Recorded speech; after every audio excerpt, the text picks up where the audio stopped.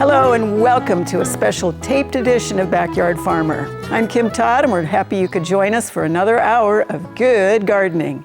Since this is a taped program, we won't be taking those calls tonight, but you can still send us pictures and emailed questions for a future show to byf@unl.edu. Please tell us as much as you can about your question and also tell us where you live. Be sure to check out our exclusive content on our YouTube channel and our Facebook page. So as always, let's start with samples. Kait, yours is rather terrifying and people are very interested in this. Well, shout out to my neighbor because they're always willing to share their worms with me. This is the invasive jumping worm.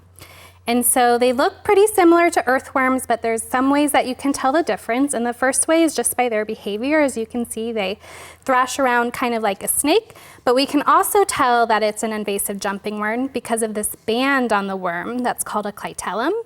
On earthworms, it's more of a pinkish color, but if you can see here up close, on the jumping worm, it's more white, kind of a milky white color. And they're also kind of rubbery in texture too. But these guys consume organic matter so quickly that it kind of depletes the nutrients from the soil. So unfortunately, there are no EPA registered pesticides for jumping worms. So the best thing we can do is just practice prevention and checking the soil before we plant something in the landscape. How do you prevent?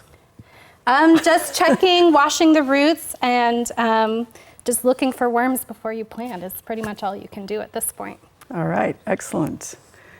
Jeff, your sample is sad. It's a disappointment, I know. I thought, I'll do bindweed. It'll live through anything. But it apparently didn't live through being transplanted.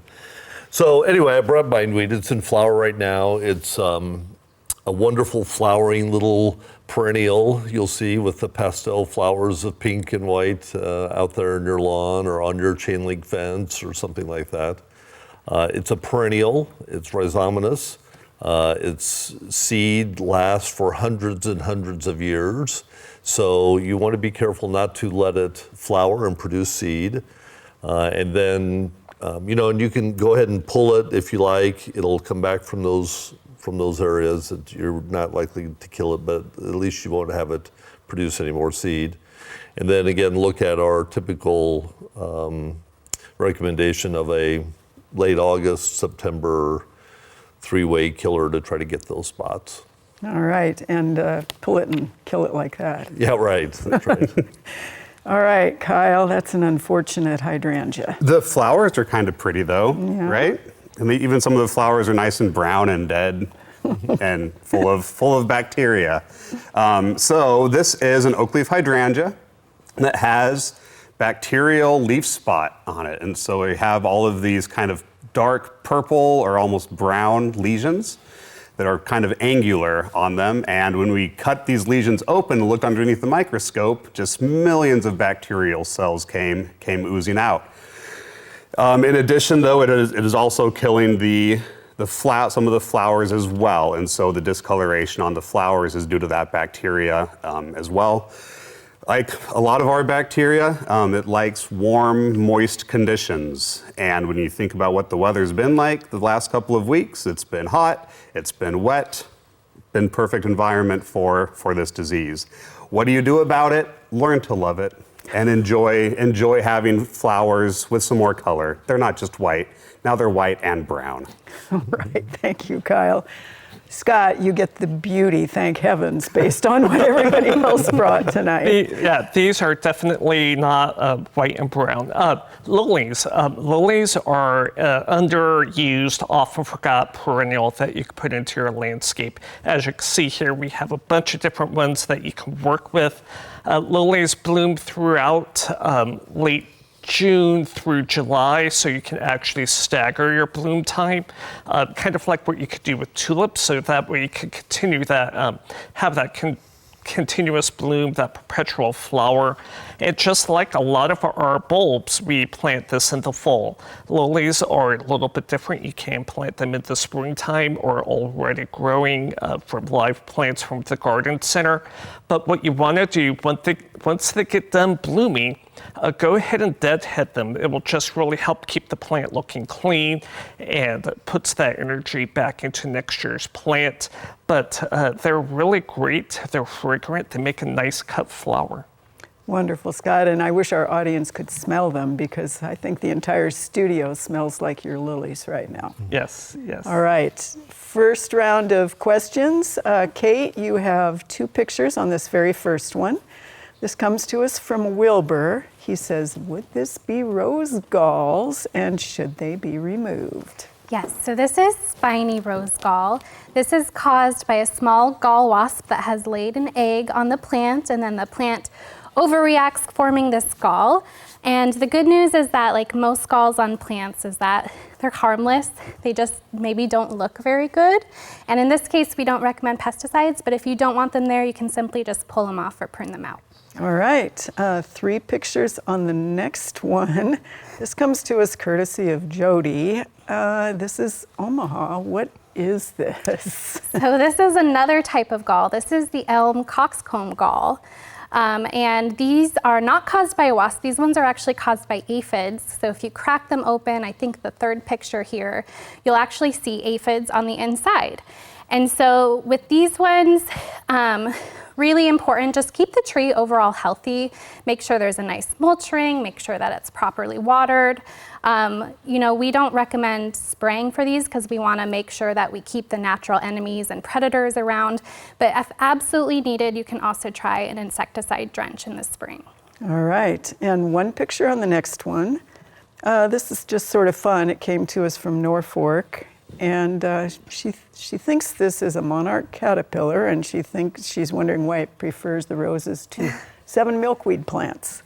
Yeah, that's a good question. So it is a monarch caterpillar, and what I suspect is happening right now is that the monarch is actually getting ready to pupate, and so they exclusively feed on milkweed, but when they're ready to form their chrysalis, they'll leave their host plant looking for shelter. So I kind of guess that's what's happening on this. All right, excellent. Okay, Jeff, 2 pictures on this first one. This is one that we actually had last week on the show, and we kind of scratched our heads on it, but now we know what it is. So what is it and how do you kill it? Yeah, it's a little unusual. It's Virginia copperleaf, and it can get, these are seedlings, these are new, so this is really to control it. Right now, the easiest thing would be just to mulch. So 2 to 3 inches of mulch will really take care of that right now. So that would be the simplest thing to do. All right, annual? Yes. Okay, right. Yep. All right. 2 pictures on the next one, Jeff. This comes to us from Springview. Wondering what's the way to stop the spread of this weed. Pulled them all 2 years ago, got a good stand of grass. Now she's got these again. Yeah, and I looked at this, and I'm thinking it's in the spurge family, and I would suggest at this point, again, we've kind of talked about the heat and the weather and all that sort of thing. Continue to stick with your mowing. Again, like we recommend, don't let it go to seed, don't let it flower, and then we could look at doing a fall 3-way treatment on that to set this back. All right, and 2 pictures on the next one. Planted coneflowers last year, they looked nice, and then these started showing up in the new coneflower. Are they keepers or not? Well, it depends. They're Virginia stick seed, so it's a native plant. So there are the advantages of having that plant in the garden. The downside to them is they do produce a sticky seed thing that will get, if you have pets or your pants or something like that. So that's the downside to it. So you kind of have to decide, I guess let it flower. You can look at it and decide from there if you want to keep it. All right, it's not very beautiful in flower. No. And I think with all of these too, I'd look at a fall pre-emergent in these areas as well. All right, thanks, Jeff. Okay, 2 picks on this first one for you, Kyle. This comes to us from a location between Carson and Trainer, Iowa. Okay. Sweet cherry, starting the end of May, one branch slowly died until everything above it lost its life. It was fine for 2 years. Any ideas? No. Whatever is going on with this tree, though, it's something underground. So some sort of root issue. Maybe there is a root rot. Maybe there was an issue with planting that's finally showing up. So I would do a couple of things on this plant. First, I would get rid of the tree wrap that's on there. There really should be no reason for tree wrap this time of year. But then also, and just kind of monitor that tree, make sure it's getting plenty of water, and I would check those branches, and if they're still bendy and malleable, then the tree is still alive. If you can bend those branches and they snap like firecrackers, no, sorry. If they snap like firecrackers, that tree is dead. So that's what I would do. Luckily, it's only 2 years old, so if it is dead, it's easy to remove. All right, and sweet cherries are tricky anyway. Okay, 2 pictures on the next one for you, Kyle.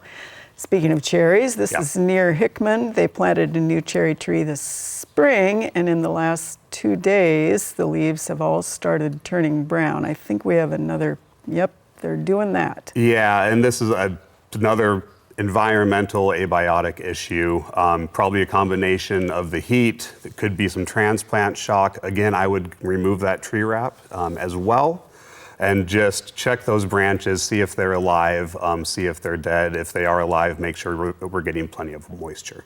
All right, and 1 picture on the next one. This comes to us from Torrington, Wyoming. She's attached a picture of what she thinks is a mushroom. Should she be concerned? She should not be concerned. They are mushrooms. These are stinkhorns. They actually hatch from a little egg about 8 inches down in the dirt. The top part of it is super stinky to attract flies. And then the flies land on it, the spores stick to their legs, and they fly and spread those mushrooms. So once it dries out, they will disappear and you won't see them again until next year. All right, thanks, Kyle. All right, Scott, 2 pictures on the first one here. This is a viewer who has a lobelia in their hanging planters. They were doing fine, but then not. And what is the deal with lobelia? They're a fantastic annual, but they don't like hot weather. And boy, did we have some hot weather just a couple weekends ago. So I'm really thinking that we have some environmental stress. They don't like to dry out in between waterings, and the placement in the pot, we use them as a spiller. So we might be on the edge of the pot where they're not getting hydrated, but the hot weather is just not their friend. I saw some in another location yesterday that looked the same. Yeah. All right, 1 picture on the next one. Scott, this she's wondering what happened with this hosta, newly planted about a month ago, planted by some ewes with 4 others that are not doing this. This looks more like a little bit of environmental stress. We want to improve the growing conditions, put some mulch around the plant. It could have a touch of a fungus, not for sure which one it could be, but it's been stressful. It's been a stressful growing season, so mulch it, keep it well watered, try to keep the foliage dry. All right, and this next one, we've never had this one before. This comes to us from Bradshaw. There's some insect damage, Kait, but you don't get it. This is irresistible bronze rose erysimum. Planted this spring, full sun, looked like this, no improvement. What do you think here? When you can't really see in the photograph, but when you can enlarge it, it has a bunch of little holes. Those holes could be from maybe slugs, snails, sawflies, who knows. But the plant's going to be okay, just good plant health care, keep it well hydrated, and it should make a recover, but that plant tissue does not come back. It doesn't knit back together, so it should be fine. All right, it'll be fun to see that if it flowers. Yes. All right, yes. Excellent. Well, we were in Valentine in the Sandhills. We checked out the Downtown Valentine Revitalization Project, which was a transformative effort bringing new life to the heart of their community. It's very collaborative, local leaders, businesses, residents who believe in building a better Valentine for today and future generations to come.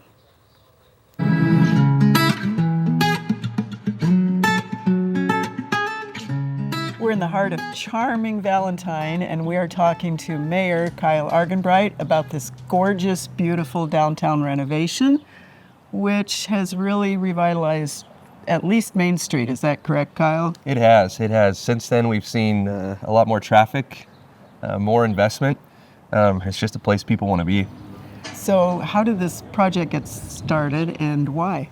This is Highway 83, so it's part of the state federal highway system. We'd worked with the state because it was the second oldest concrete in the state, and there was some repair needed.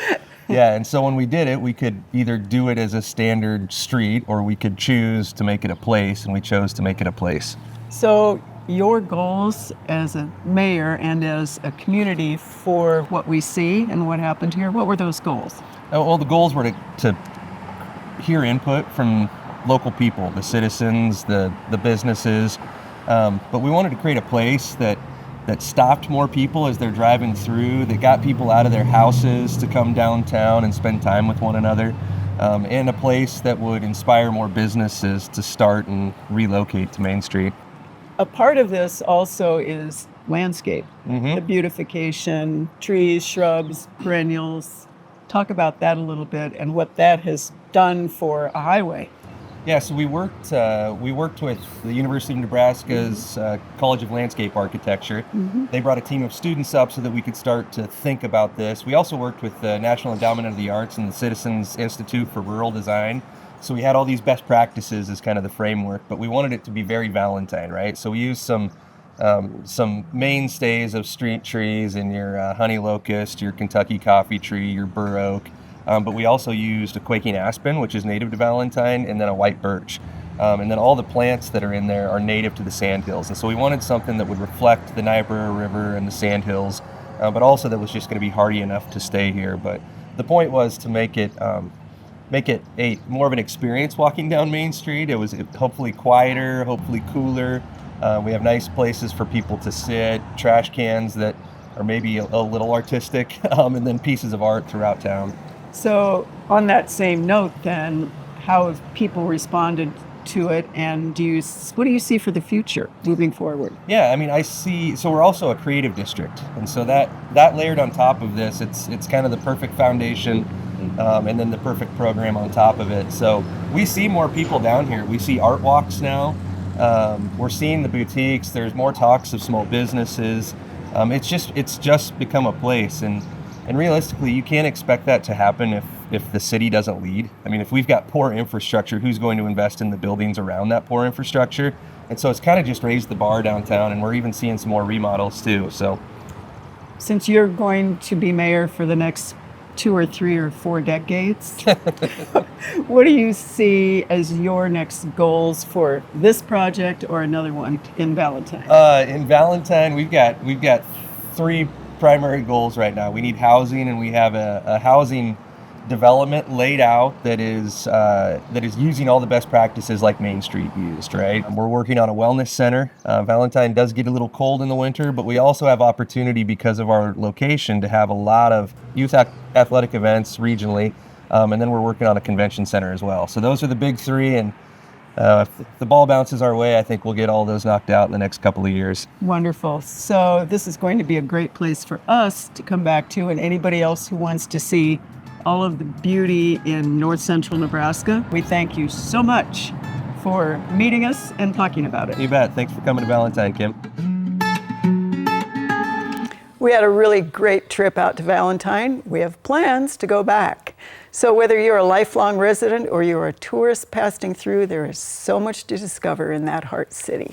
That was really a fun trip. Long ways, fun. All right, let's see, Kait, one picture on the first one. This comes to us from central Nebraska. He found these bugs in the house in rooms containing house plants. He thought they were dog ticks that arrived with overnight guests. Yeah, so some unfortunate news. These are not ticks. In fact, they look like they're bed bugs. And so a couple of recommendations is, one, if you're able to get a sample and bring it to your nearest extension office to help identify them, that would be great. And if they are bed bugs, we also recommend contacting a pest management professional. And lastly, just throwing out the advice, don't panic. Bed bugs are common, and with some help, you can get rid of them. All right, thank you, Kait. This is an Omaha viewer, 2 pictures on this one, wondering what this white stuff is on the branches of his eastern white pines. He did hose it off. He's got 3 in the backyard. What should he do? Should this be a worry? Sure. So I believe these are pine bark adelgids. And so they're closely related to other sucking insects like aphids and scales. And usually with mature trees, there's not really anything to worry about. They bounce back fine. But since these are kind of newer planted trees, we do recommend treatment. So you can use a horticultural oil in the winter before the new growth appears. Insecticidal soap also works well. And then a third option would be to do a systemic insecticide on the trees. All right, thanks, Kait. And one picture on the next one. They had this is Blair. They had an overpopulation of grasshoppers last year. This year they're seeing the little ones. What in the world can they do about it? Yeah, so the thing about grasshoppers is, yes, they can cause damage in the garden, but they're primarily feeding on tall grass and weeds. And so it takes a little bit of landscape management. If you're able to mow, keep that grass short, keep things weeded. Otherwise, there's organic options like neem or biological baits for grasshoppers. And there's also pyrethroids that you can use too. Just keep in mind that we want to target those tall grass areas instead of the garden itself. All right, thank you, Kait. Let's see, Jeff. 2 pictures on this first one. This comes to us from Lamar's, Iowa. He's saying, is this nutsedge? If not, what? And what does he do about it? Yeah, it looks like yellow nutsedge to me. So I think at this stage, a couple things. Again, keeping the area mowed. We don't want the nutsedge to go to seed, develop any more seed. You can pull it, you will develop. It's not going to kill it. It's going to continue to develop, but that'll slow things down a little bit. And then there are some nutsedge herbicides out there now that are readily available. They weren't in the past, but they are now. So you could look, and there's a variety of mixes out there you could get. All right, thank you, Jeff. We have 3 pictures on the next one. This comes to us from Underwood, Iowa. He is wondering what this is in his yard. It looks like giant foxtail to me. So I think at this stage, again, we don't want to, it's trying to flower there, so we want to make sure that we keep that under control. That's another one you can pull, and I would look at doing a fall pre-emerge, and if you have a real problem with it, you could use a product with quinclorac in it. All right, and 2 picks on the next one. We had this last week, but we're getting it from other people now. How can you eliminate mock strawberry from vinca and from turf? Well, from turf, it's relatively simple. Again, your 3-way herbicides or something with triclopyr in it will take care of it pretty easily in turf. With vinca, I think Terry even suggested kind of using the glove of death and that sort of thing. So those would be your choices. All right, thanks, Jeff. 3 pictures on this one for you, Kyle. This is a Lincoln viewer. This rose is looking very strange. One half is dwarfed. Last year it was deep pinky apricot. This year it's white. She did send more pictures at our request of the base and some of the branches that look compromised. Yeah, I'm not entirely sure. There's certainly some insect feeding, a few things going on. I wonder if you may not have rose mosaic virus on here, especially the stunted rose has the vein clearing, which can be one of the symptoms. Fortunately, rose mosaic virus, like most of our viruses, there's really nothing that you can do about it aside from removal of the plant. So that would be the only recommendation. All right. 2 pictures on the next one. This is an Omaha viewer. She has a 3-year-old serviceberry, northwest corner of the house. Leaves have spots and looks sick. And what should they do? And I think we have a picture of the leaf for the next one. Yep. Yeah, the nice thing is there's not a ton of leaves that are showing these symptoms. I think that this is apple scab, and so serviceberry is in that same Rosaceae family, so it can get apple scab. It's a fungus caused by Venturia inequalis. But based on the amount of injury here, I wouldn't worry about any sort of control. If you did want to do a control, a product that contained chlorothalonil or propiconazole would be pretty effective. All right, Kyle, and 2 more. This is a Campbell, Nebraska viewer. Wilty tomatoes. He's wondering if this is from acidic soil. He put wood ashes on the soil. It is not from acidic soil, I don't think. This looks to me like pretty classic growth regulator herbicide injury. The synthetic auxins, very common in the landscape, very common just everywhere. And the way that those, the veins are just stretched and kind of the distortion just looks very herbicide-y to me. So I would, if there are any flowers on there, we don't want to eat any of the fruit that was there when it got drifted. If it does produce fruit later on, though, that fruit is safe to eat. All right, thank you very much.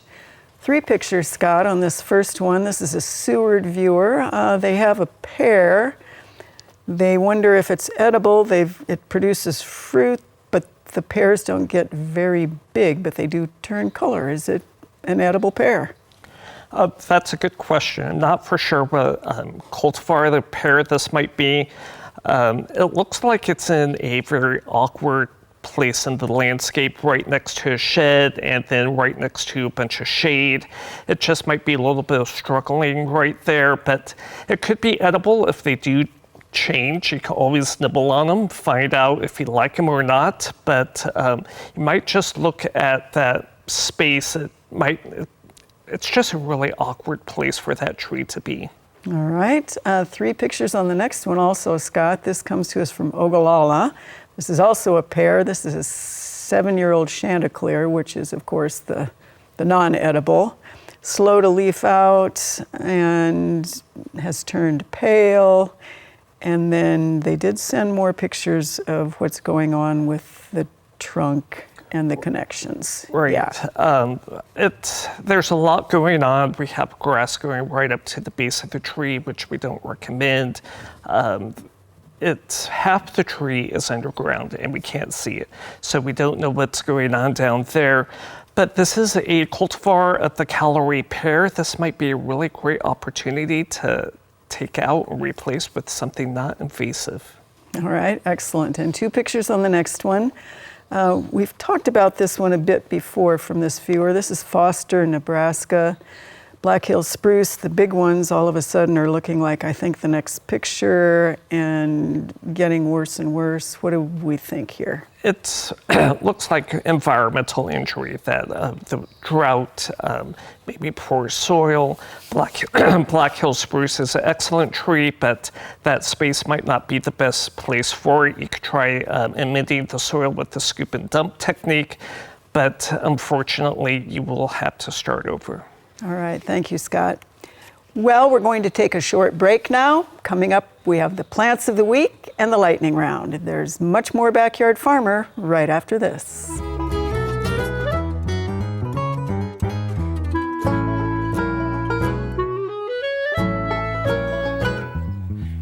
Welcome back to Backyard Farmer. Coming up later in the show, we'll see some more examples of red, white, and blue in our garden. Remember, no phone calls tonight, but you can still send us those pictures and emails to byf@unl.edu for a future show. Right now, of course, it is time for the lightning round. All right, Scott, ready? Yes, no, no, yes. And no pass, right? All right, this is a viewer who wanted golden beets in their garden, but they didn't get very good germination, and they're wondering, could that be a fall crop? You could try beets in the fall, so yes. All right, this is a follow-up to one of Kyle's questions, which was, are wood ashes good in the garden? No, they are not. Okay, we have a viewer who needs to move their garden location. They want to know whether they should kill or just till. It sounds like it's turf.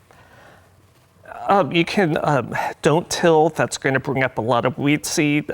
Just cover it with mulch and that should take care of it. All right, we have a viewer who had sun patience in a pot. They flowered when they were purchased. They haven't flowered again. Is there anything to do about that? You might try a bloom booster or a slow release fertilizer. All right, this viewer wonders, can they prune those old pink flowering spirea now? Will that hurt them? They sure could. All right. Is there any way to put vegetables and fruits in the compost without critters getting them? Good luck. Okay, nice job. You ready, Kyle? I was born ready, Kim. Or not? We'll do it regardless, right? All right. This is a follow-up, this first one, to your sample, Okay. which is if a person has those hydrangeas and they have those leaf spots, because we get this question every year, will they get it again next year? Most likely, yes. All right. Is there anything to be done about it so they don't, a preventative? Sanitation, so try to remove the infected foliage as best you can. All right. We have a viewer who says they have a sweet gum that turned from yellow to brown, and he thinks it was a root rot. Will that tree grow out of it? It's possible it will, or it might not. It just depends on the severity of the root rot and what the rot is. All right. We have an Omaha viewer who says shrooms are popping up after the rain, and they want to put on a fungicide to protect their grass. Not going to work. All right. We have a viewer with a sugar maple, and sap is running out of the maple. They're wondering, is that the same issue as wetwood in elms? No, it's not. It's a completely different thing, but maples can have wetwood as well. All right. We had oak tatters on the previous show. This viewer wants to know how it spreads. It spreads the way that it's an environmental thing, and so it's not a specific fungus or anything like that. It's just a weird thing that trees do. So it spreads magically. Okay.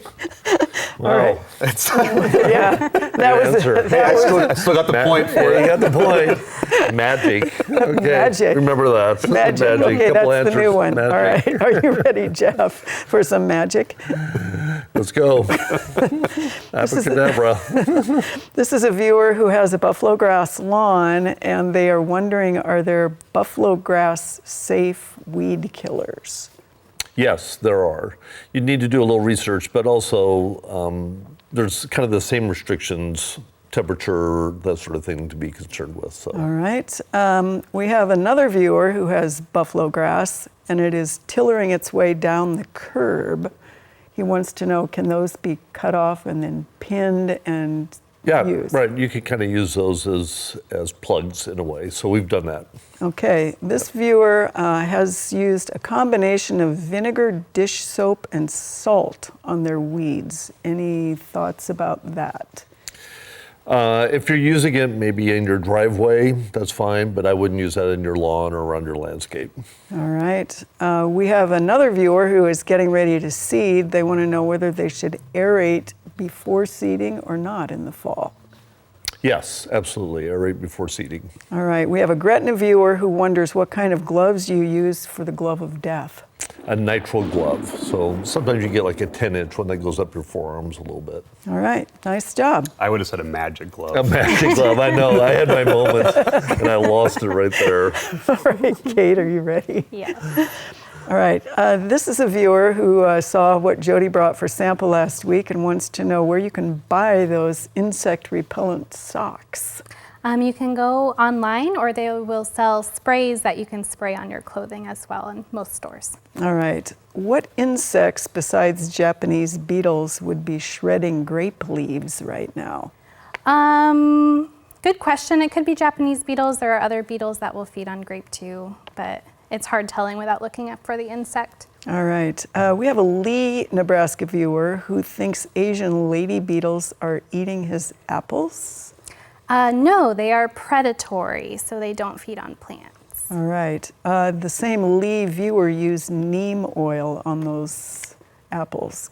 Good idea?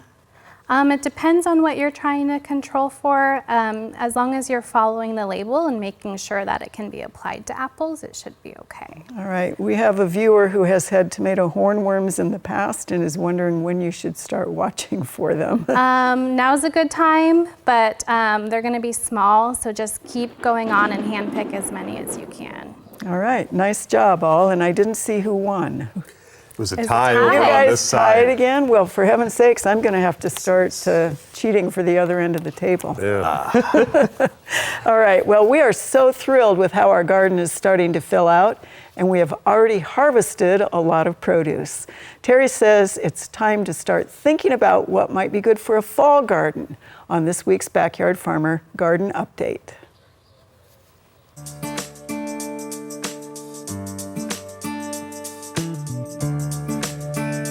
This week in the Backyard Farmer Garden, we are basically hitting mid-season. We're now at the 1st of July. Our garden is looking fantastic. Everything is growing in.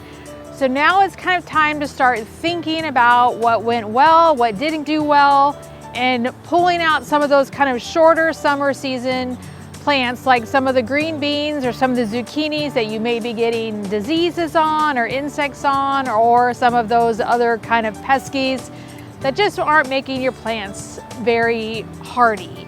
So don't feel bad. Go ahead, remove some of those. Make sure you look at the back of the seed packet.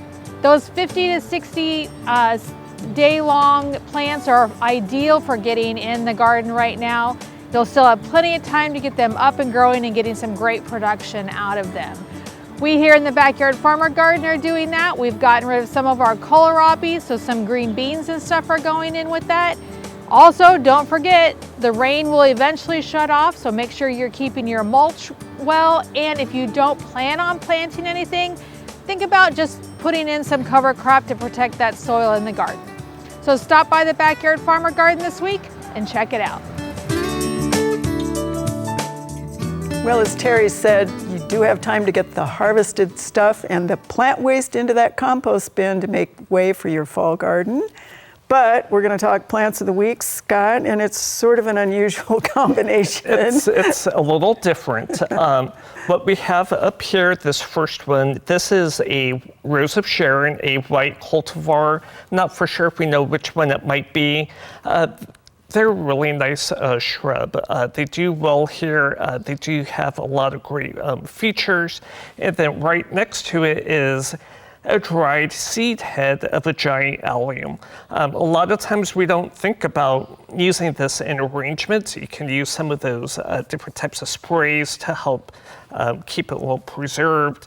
But it's a really fun combination. It's amazing what you can do with some of those different flower heads once they're done. Well, and they actually dry really well, and sooner or later the onion stink goes out of them, so you can keep them in your house. So fun combination, and of course we have announcements of fun things in the gardening world. First one is the Monument Valley Iris Society Iris Sale, Saturday, July 19th, 9 to 1. And it's at the Research and Extension Center, so that's a fun thing for people who like the iris. It is the time of year to buy them and plant them. And then we have the Nebraska Statewide Arboretum Garden Walks. There is one in Lincoln on July 8th. There is one in Omaha on July 15th, 5 p.m. to 8 p.m. And you'll need to go to Nebraska Statewide Arboretum, plantnebraska.org to figure out everything else about that. But I know they have some fun gardens on there. All right, pictures. This, your first one, Kait. This is really fun. It comes to us from Chipeta Park, Colorado. Wonders, is this a moth or a lanternfly? Well, good news, it is a moth. This is the beautiful giant leopard moth. And actually the second picture one is slightly different. It's the many-spotted tiger moth, but they look really similar. And the giant leopard moth, their caterpillars are actually those woolly bear caterpillars that we see wandering around sometimes. They're really fuzzy and black and brown. I wonder how people figured out which one was the leopard and which one was the tiger. That's fun, because the other one actually came to us from Nebraska. Yeah. So one from Colorado and from Takema. Then we have this one, which is a moth she found in the backyard. What is this? I kid you not, the name is the brown shaded gray moth. Pretty original, but this is a type of geometrid moth, and so the caterpillars of this one are the inchworm caterpillars we see. So they have the legs in the front and the legs at the very back, and they just inch along. Well, that's fun too. And then you have two pictures from a viewer west of Kearney, and they have 2 or 3 different insects. So this last set of pictures is from them, and they want to know what these insects are. Sure, this first one is the large milkweed bug.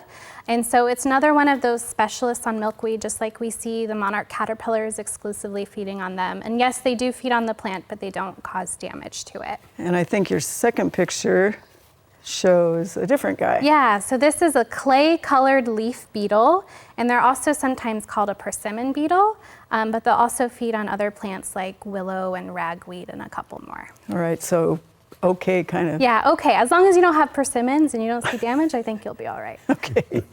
All right, and you have one picture on the next one. This comes to us from western Otoe County. Found this caterpillar in his Swiss chard on the underside of a leaf. He's saying about 1/2 inch long, and a coating has encased this. Yeah, so there's a couple possibilities for this, but it is a moth pupa or cocoon. So it could be a cabbage looper, it could be a diamondback moth. If you're not seeing any damage on your Swiss chard, that's great. If you do have an issue with these caterpillars, now's a great time to just hand pick them off, feed them to the birds, throw them in soapy water. Otherwise, when fall time comes around, that garden cleanup is going to be really important to prevent them next year. Great, thanks, Kate. All right, Jeff, 2 pictures on the first one. Okay. She's a Lincoln viewer. She says, can you ID this, and how do you get rid of it? You know, looking at it, they look like violets to me.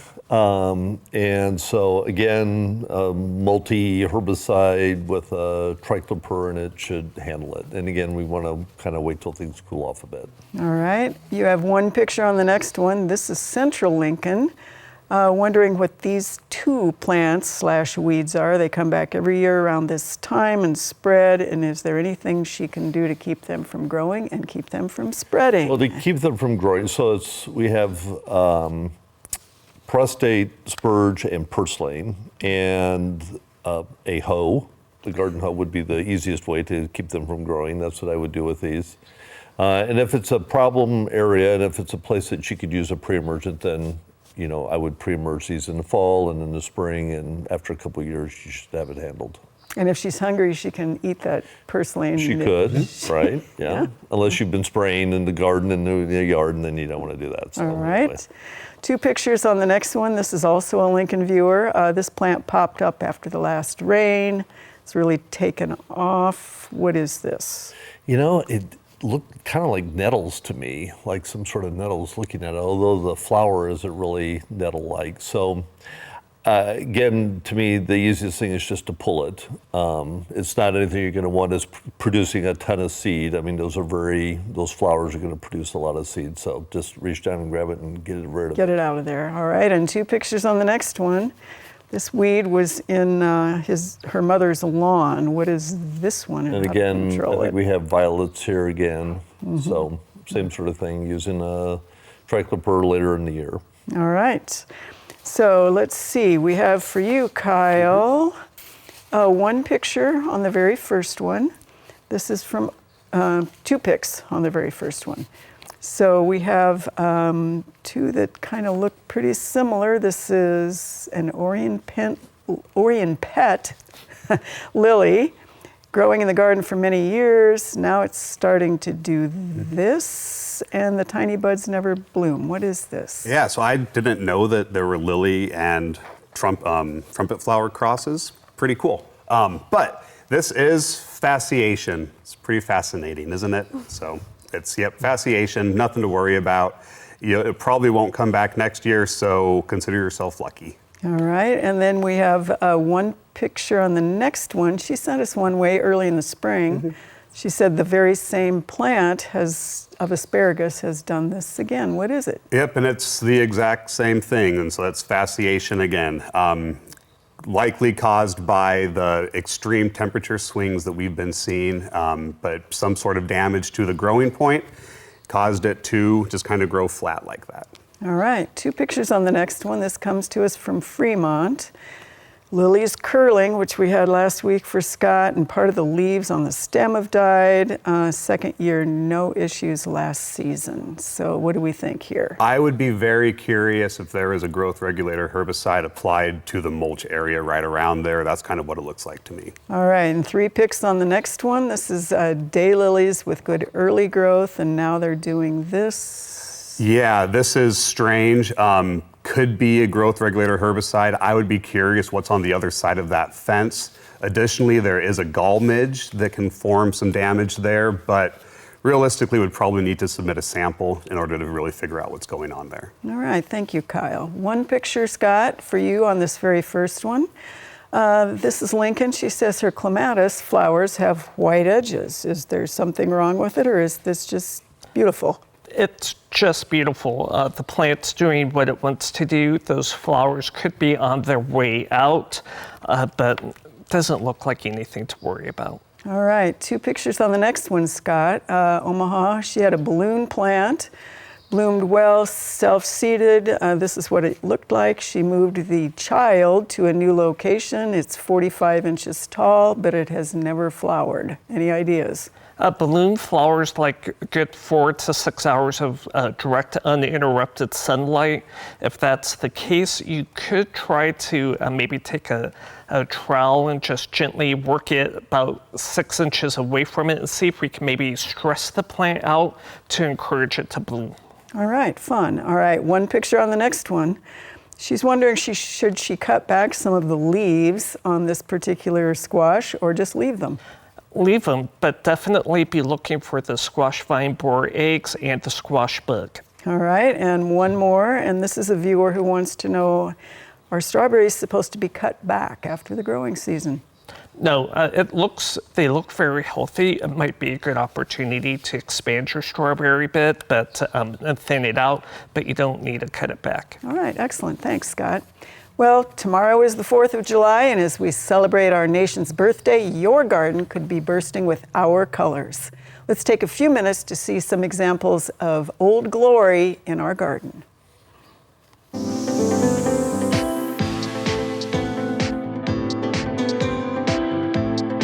The 4th of July seems like a really good time to talk about red, white, and blue flowers in the garden, and that's not really very easy, especially for true blue. A lot of people want true blue. They get purple, they get pale blue, they get sky blue. It's still blue, and red can be either an orangey red, a warm red, or it can be a cool red, which has a little bit of that blue in it. Of course, white is relatively simple.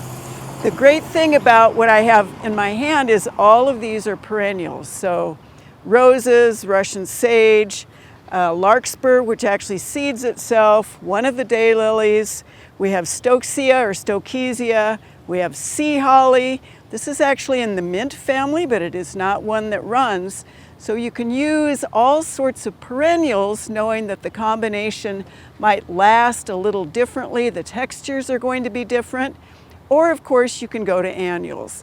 And there are more red and white annuals, some of the blues. Some of them will be shade annuals, but color in the shade is tricky.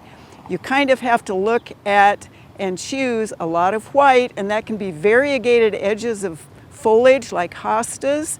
And then of course impatiens, we have sun and we have shade impatiens. That will give you some red. So think red, white, and blue for that hot firecracker summer day. So obviously color is one of the things we really enjoy about gardening, and maybe you saw a few things there that you'd like to try. I've seen a lot of red, white, and blue this year. All right, last round of picks. Kait, you have 1 picture, and she noticed this little guy on a plant. Is this a Japanese beetle? It's not. My son and I found one yesterday. This is the dogbane beetle. They feed exclusively on dogbane, but they're just this beautiful metallic green and blue color and really fun to look at. All right, 2 pictures on the next one. This insect showed up in Massachusetts. Oh. What is it? This is the eastern-eyed click beetle. So they have those big eyes. Well, they look like big eyes on the back to ward off predators, and they also have a nice click, but very cool find. All right, 1 picture on the next one, Kait. This comes to us from Ravenna. What's this little mud hut? Yeah, it's so cute. So this is a potter wasp nest. So potter wasps are a solitary species of wasp, though they don't get aggressive like we would see with social wasps, yellow jackets, paper wasp, things like that. But they'll actually stuff that little pot full of caterpillars to feed its young. So I would take a guess that if you broke it open, you'd see like half a dozen caterpillars in there. Oh, fun. Yeah. All right, 2 pictures on this one, Jeff. These were a little fuzzy. So this is a Bellevue viewer. She says the spreading weeds she has in the garden, she just can't get rid of them. She doesn't really care what it is. She just wants to know how she can get rid of it. You know, for me, short term, I'm back with my hoe out there, hoeing this up, and then using some pre-emergent. So something like a preen, something for your garden area. But I would stick with that, making sure that we're doing that at the intervals that the label says. All right, and if she does want to send us a little clearer pictures, we might be able to identify. All right, and 1 picture on the next one, Jeff. This plant popped up after the last rain. We did have this one a little earlier. We thought it was pokeweed, but... No, it's a smartweed. So if you listen to all your ag chemical commercials, you'll say they'll eradicate smartweed. This might be one. It's pale smartweed. You might want to keep that kind of interesting, and if it was me, I would deadhead it like I would some of my other perennials and just make sure that, again, I'm not spreading seed, but kind of fun. All right, 1 picture for you, Kyle, on this first one. 60-year-old linden, got a hole in it, and then saw shroom coming out of that hole. Fungus emerges, no pictures. Can the tree be saved? Yeah, there's not necessarily anything major wrong with the tree. You know, trees do have hollows that are an important part of the ecosystem. Since there is a mushroom growing out of it, I would just keep an eye on it, and if it's continuing to leaf out as it should, lose leaves when it should, not showing other signs of decline, it's probably just going to live probably not another 60 years, but some more years. All right, and 3 pictures on the next one. This is a flowering crab that has this thing on it. Texture is like a Hostess snowball. What is this? Should she try to remove it or just ignore it? Well, I would do neither. And you shouldn't eat it. Don't eat it like it is a Hostess snowball. That is the slime mold, Fuligo septica, also known as scrambled egg slime mold, or its more common name, the dog vomit slime mold. So it's here because it's wet. Once it dries up, it's gonna fly away. So enjoy it while it's here. Well, and it looks like perhaps that crab apple is kind of an old crab apple. Yes. Yeah. All right. Scott, you have 1 picture on this first one. This comes to us from Tarnov, Nebraska. Tomato plant has leaves that are turning brown. I gave it to you because it doesn't look like disease. What do you think is going on here? It looks stressed. We want to try and improve the overall growing condition for the plant. If we could put some maybe untreated grass clippings around the base of the plant, maybe even some wood chip mulch to help with moisture conservation, just improve the growing condition. But if you could also send us maybe some clearer pictures of what you're seeing, we would have a better idea what could be going on, but try to improve the growing condition for the plant. All right, thank you. You have 2 pictures on this last question. This comes to us from Lincoln. This is a birch, obviously a single stem birch, fairly new, and is dropping some yellow leaves. I think that's our second picture here. He's wondering what he should do about that. This does not look like iron chlorosis. This looks more like an abundance of moisture. When plants tend to have bright yellow leaves, we tend to lean towards too much moisture. That grass looks really green. So make sure that we're not overwatering with the irrigation system because we've had plenty of moisture. So maybe check that moisture before you water, get out that long screwdriver, check the soil moisture. Also extend that mulch ring. See if you can improve the overall growing conditions. Go out another 18 to 24 inches. The plant's going to be happier, but watch the watering. Right, well, and that's a really good suggestion. You know, birches, depending on the birch, like the water. But they don't like that much water. We've got, I think this was from Lincoln, and I think Lincoln's got a fair amount of water too. So just watch that irrigation and see what you can do to improve the conditions. Right. And again, people think, okay, the leaves they're yellow, so it needs more water. They're yellow, so it doesn't have enough water. So again, that screwdriver and Yeah, it's a great tool, inexpensive. You can get them at any hardware store. exactly. And the longer the better, depending. Yes, yes, at least 18 inches, because we forget that tree roots are at the top 18 inches of the profile. So keep that in mind. So when you probe, that's how deep you want to try to go down and look. All right, excellent. Well, and with that, we'll wrap it up for this week's Backyard Farmer. Thanks to everybody who submitted those questions this week.